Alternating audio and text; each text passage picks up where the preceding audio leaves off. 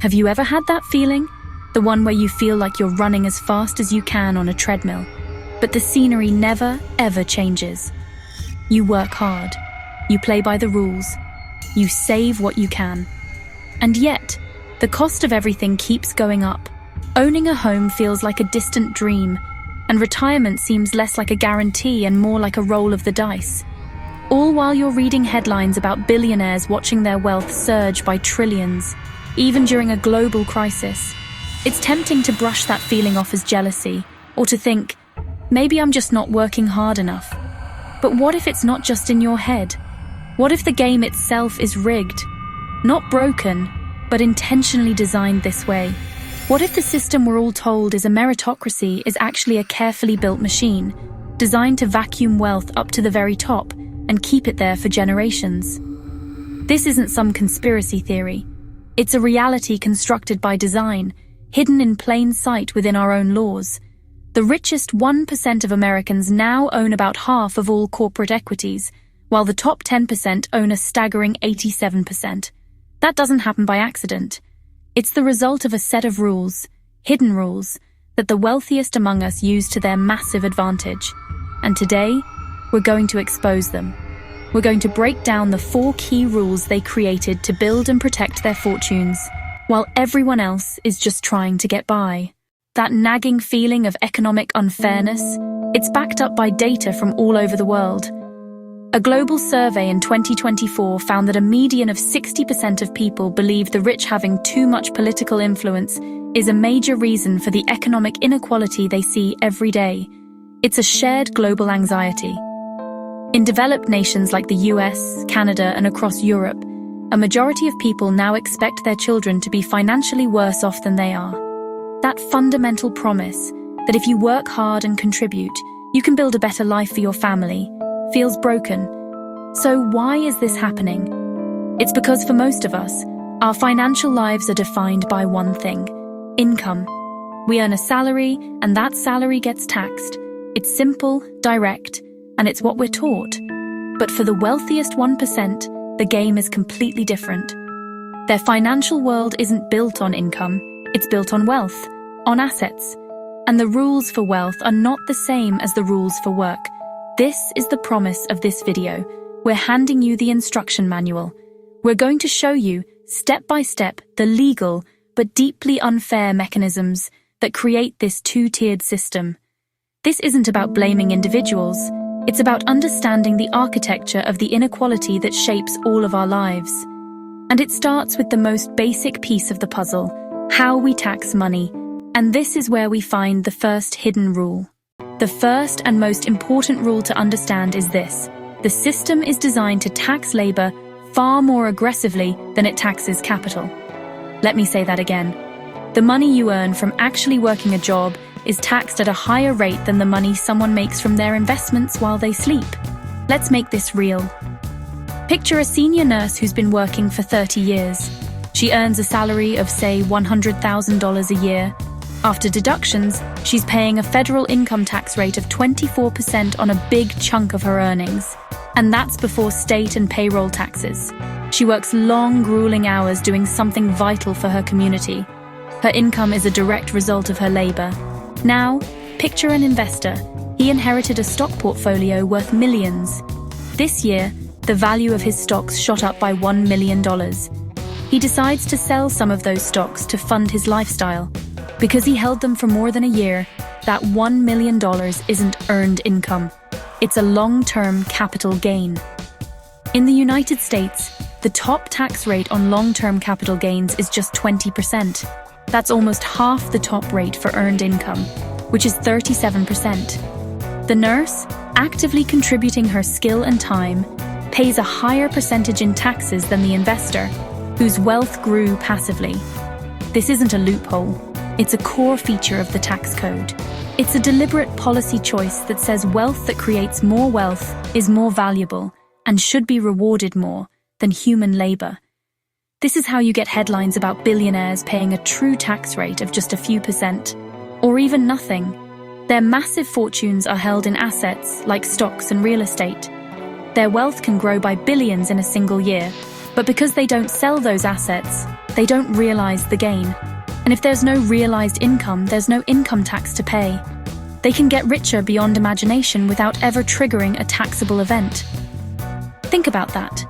If your net worth is mostly your 401k and your home's equity, this might feel abstract. But at the top, this is everything. The tax code is their playground, written to reward the game they're already winning. It's the foundational rule that makes hoarding massive fortunes not just possible, but tax efficient. But if they don't sell their stocks to avoid taxes, how do they get cash for their lavish lifestyles? That question brings us to the second, and maybe most audacious rule in their playbook. For most people, debt is a burden. It's the 22% interest on your credit card, the crushing weight of student loans, the 30-year mortgage that eats up your paycheck. For us, debt is a cage. But for the ultra-wealthy, debt isn't a burden. It's a tool. In fact, it's their secret weapon for accessing cash completely tax-free. This is the second hidden rule. Use debt as income. It's famously called the buy, borrow, die strategy, and it's a cornerstone of modern wealth hoarding. It works exactly like it sounds. First, you buy. The wealthy use their money to scoop up appreciating assets, stocks, real estate, art, entire companies. These are the engines of their wealth, designed to grow over time. They don't let cash sit around, they put it to work. Next, and this is the genius part, they borrow. When they want cash for a new yacht, or just to pay the bills, they don't sell their assets. That would trigger capital gains taxes. Instead, they just go to a bank and take out a loan at a rock-bottom interest rate, using their giant stock portfolio as collateral. And here's the magic trick. The IRS doesn't consider loan proceeds to be income. So it's not taxed. Someone can borrow millions of dollars, live a life of pure luxury, and pay zero income tax on that cash. All while their assets in the background keep appreciating, usually growing much faster than the tiny interest rate on their loan. So their net worth just keeps climbing. Think about the difference. A teacher who drives for Uber on weekends to pay her bills is taxed on every extra dollar she makes. A billionaire who takes out a $10 million loan against his stocks to buy a vacation home pays nothing. But the strategy isn't complete without the final, morbid step. Die. What about all those loans? And what about the decades of untaxed growth on their assets? This is where the system delivers its final, incredible reward. Under a rule called the step-up in basis, when those assets are passed to an heir, their original cost is stepped up to whatever their market value is at the time of death. Let's say a billionaire bought a stock for $10 million, and it's worth $1 billion when he dies.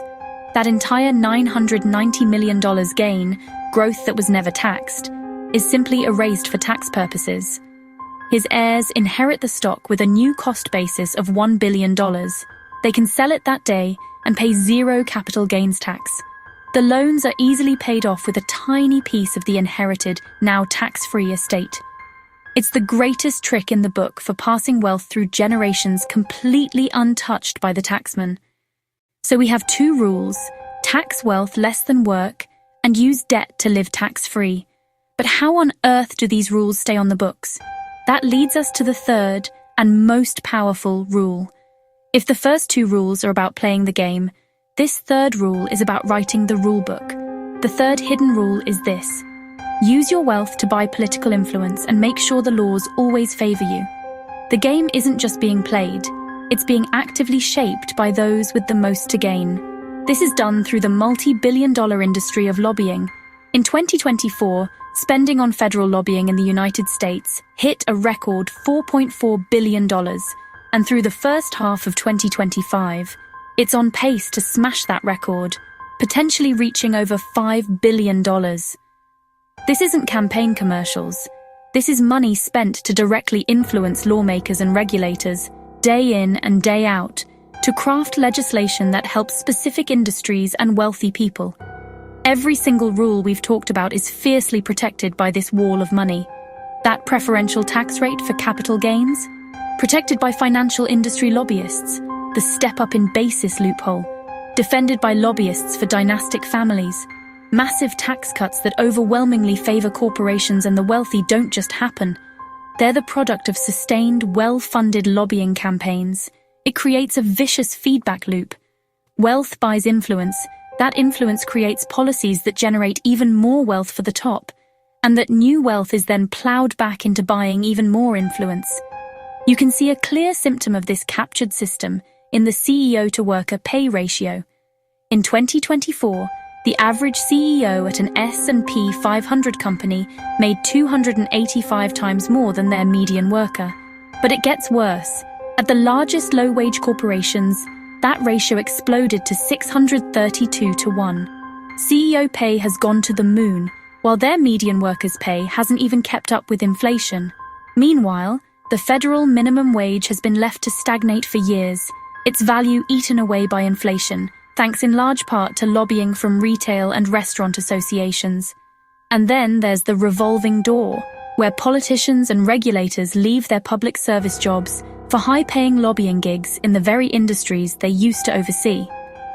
This ensures the perspective of the powerful is always the loudest voice in the room. The average person can't afford a team of lobbyists, and a 2024 global survey shows people know what's up. A median of 60% of adults worldwide believe the rich having too much political influence is a primary cause of inequality. They're right. These rules aren't laws of nature, they're political choices, and those choices are being bought and sold every single day. This brings us to the final rule, the one that ensures this game doesn't just favor the rich now, but creates a permanent aristocracy. The American dream is built on the idea that where you start in life shouldn't decide where you end up. But the fourth and final rule is designed to torch that very principle. The rule is, ensure that wealth is dynastic, passed down for generations with as little tax as possible, creating a modern, unelected aristocracy. We already saw how the step up in basis lets appreciated assets pass to heirs tax-free. But the main defense against a permanent aristocracy is supposed to be the estate tax, a tax on massive fortunes passed from one generation to the next. Thanks to decades of lobbying, the estate tax has been systematically gutted. For 2025, the federal estate tax exemption in the US is nearly $14 million per person, meaning a married couple can pass down almost $28 million to their kids completely tax-free. For comparison, it was just over $5 million in 2017. This incredibly high exemption is currently set to expire after 2025 and fall back to a lower level unless Congress acts to extend it. But even with a lower exemption, only a tiny fraction of the wealthiest estates, less than 0.1%, ever pay a dime in federal estate tax. And for the truly gigantic fortunes, an entire wealth defense industry of lawyers and accountants uses sophisticated legal tools to bypass the estate tax entirely.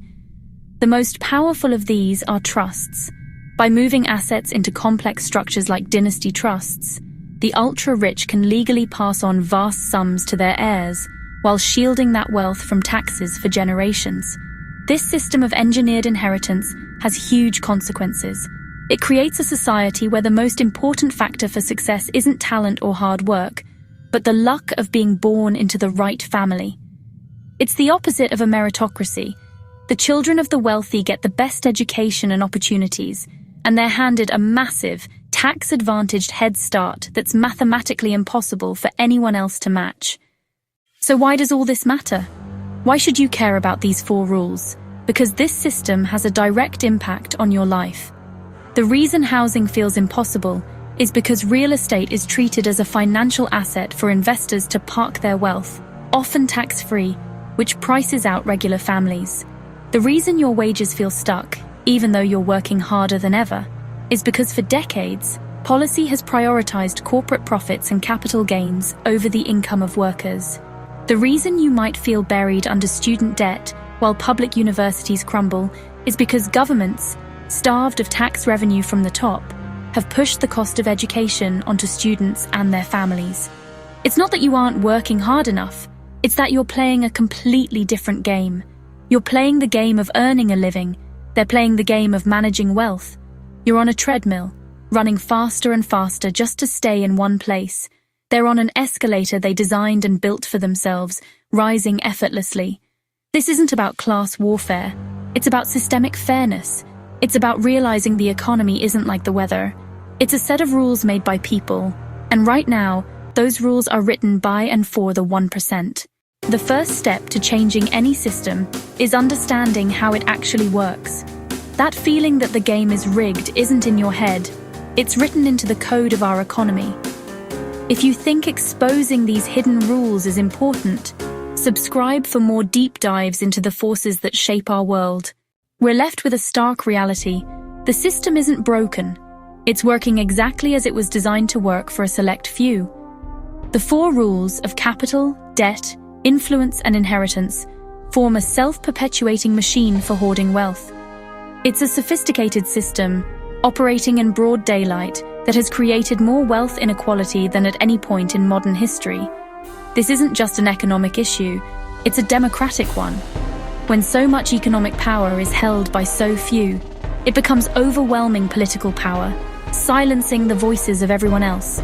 The social fabric frays, trust in our institutions dies, and the promise of a society built on fairness and opportunity crumbles.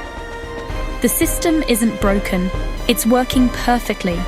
The real question we have to ask ourselves is, are we okay with playing their game, or is it time to change the rules?